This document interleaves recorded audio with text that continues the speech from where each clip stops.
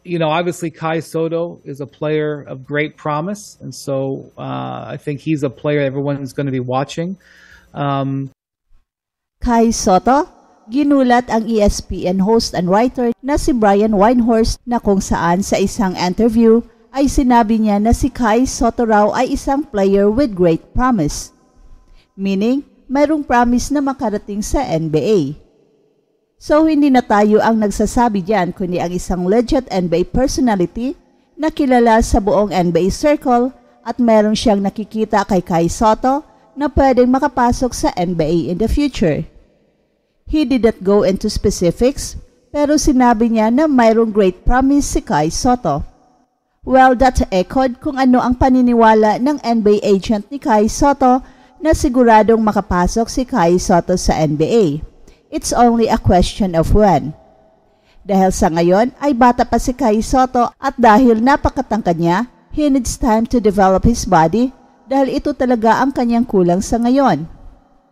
Pero kung gaano man kataas ang pagtingin ni Brian Windhorst kay Kai Soto, ay ganun rin kababa ang kanyang pagtingin sa Philippine basketball. Obviously, I want to ask your thoughts about Philippine basketball and why is there still no Filipino local-born that has made the NBA? I'm not educated enough to answer that, Noli. I don't follow the lower levels, but at tinawag pa niya itong low level, which is alam naman nating lahat yan na matagal nang hindi kasama ang Pilipinas, in particular ang PBA, sa mga liga na considered top-notch in the world.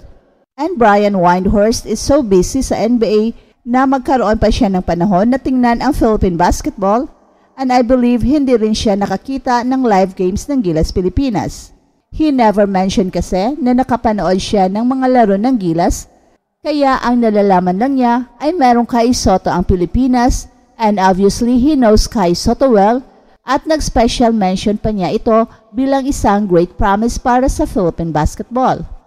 Obviously Kai Soto is a player of great promise, and so I think he's a player everyone's going to be watching.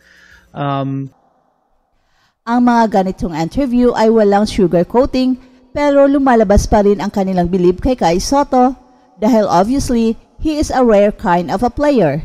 Isang legit 7-3 player na mayroong shooting, can dribble, can pass and can defend. Merong magandang footwork and can run the floor. Bihira ang mga ganitong players sa NBA at kahit sa FIBA World Cup ay dalawa lang ata silang napakatangkad na players. Ang isa ay from Canada na si Jack Eddy na katulad rin ni Kai Soto, isang 21 years old na mayroong height na 7'4". Pero as far as I'm concerned ay mukhang mas mobile pa si Kai Soto, can run the floor better and more athletic na meron pang shooting. Napakagaling naman talaga ni Kai Soto at ang kulang lang niya ay playing time. Sayang at huli na nang lumabas ang laro ni Kai Soto at ito'y against China. Pero that does not deny the fact na napakagaling ni Kai Soto. Samantala, ang Germany, unang beses na naging kampiyon sa World Cup matapos talunin ang Serbia sa final. Si Dennis Schroeder ay nagligtas sa Germany sa huling bahagi ng laro. Perfection para sa Team Germany. Pinangunahan ni Dennis Schroeder ang isang atake sa third quarter habang kinumpleto ang Germany ang 8 sunod-sunod na panalo sa 2023 FIBA Basketball World Cup sa pamamagitan ng pagtalo ng Serbia 83-77 nitong linggo ng gabi sa Mall of Asia Arena. Si Dennis Schroeder ay nagbigay ng napakagandang performance sa third quarter ng laro at sa loob ng quarter na ito, nagtala siya ng 9 points mula sa kanyang 28 points na naging sanhi ng matinding pagpigil ng Germany sa opensa ng Serbia. At sa buong yugtong yon, kinakailangan lamang ng Serbia na makabuo ng 10 points. Ang mga puntos na ito ay nagpakita ng husay ni Dennis Schroeder sa pag-atake at pagkuha ng mga puntos na nagtulak sa kanilang koponan patungo sa tagumpay.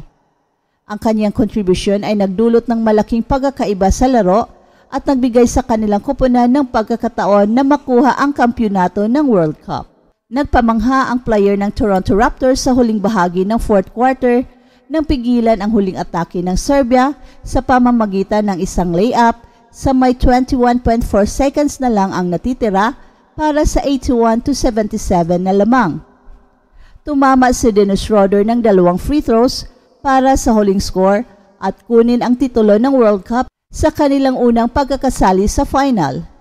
Ang Germany ang kampiyon sa World Cup ngayon matapos nilang talunin ang 5 unang laro sa Okinawa, Japan bago sila pumunta sa Manila para sa knockout stage kung saan tinalo nila ang 3 karagdagang kuponan kasama ang Team USA sa semifinals. Ang Serbia ay nasa pangalawang pwesto muli matapos maging pangalawa sa USA sa 2014 World Cup sa Spain. At ang Team USA ay naiwang frustrated at galit matapos muling hindi nakakuha ng medalya sa World Cup. Habang nanalo ang Team Canada sa kanilang unang medalya sa World Cup mula noong 1936, lugmok ang Team USA matapos matalo sa 3 huling laro sa kanilang 4 na laro. Nagawa ni Mikal Bridges ang isang nakakamanghang overtime na nagtulak ng laban, ngunit hindi ito sapat upang makuha ng Team US ang kanilang medalya sa World Cup. At pagkatapos ng 87 years na paghihintay, muli na namang nagtagumpay ang Canada sa isa sa mga pinakamalaking entablado ng basketball. Ikalawang sunod-sunod na pagkakataon na hindi nagwagi ng medalya ang US sa World Cup, at ito ang ika-7 pagkakataon sa kanilang 38 na appearances sa Olympic o World Cup na hindi nakakuha ng gold o silver or bronze. The United States hasn't won the World Cup since 2014. It's hard. These teams in FIBA are really good. Well coached, they've got continuity, and they've played together for a long time. This is difficult, and it's been difficult already. Yan ang sabi ni Coach Steve Kerr ng Team USA. Ang US team ang paborito sa torneo, pero natalo sa 3 sa kanilang huling 4 na laro, at umuwi sila galing Manila na labis na frustrated, galit at dismayado. Ngunit 3 mga players ng US na sina Brandon Ingram, Paolo Banchero at Jaren Jackson Jr. ay wala sa kanilang laro nitong linggo dahil may sakit ang mga ito. At si Anthony Edwards ang nanguna para sa Team US na may 24 points. Si Austin Reeves naman ay nagtala ng 23 points. At si Mikal Bridges ay may 19 points para sa Team USA. At isinasagawa ni Mikal Bridges ang isang unbelievable play sa huling segundo ng regulation. Pumunta siya sa free throw line nang ang US ay behind ng 4 points sa may 4.2 seconds na lang ang natitira, and he delivered it for the overtime of the game.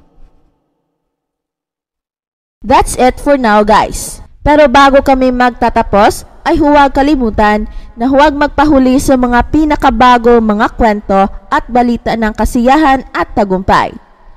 Bahala na ang mga marites dyan, basta kami ay handang maghatid ng tunay na inspirasyon sa mundo ng sports.